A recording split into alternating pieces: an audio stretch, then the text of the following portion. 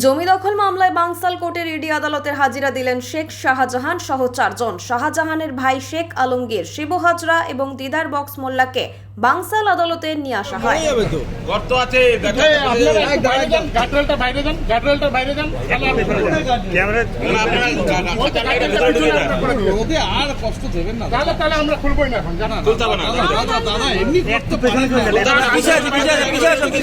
বলেন দাদা, রাগ করে লাভ নেই।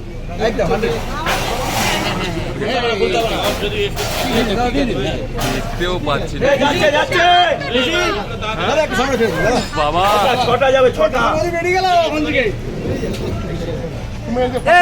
ক্যামেরা পিছাও, ক্যামেরা নিচে দাও, একটু নামাও। আরে এর ক্যামেরা ঢুকছে আমার।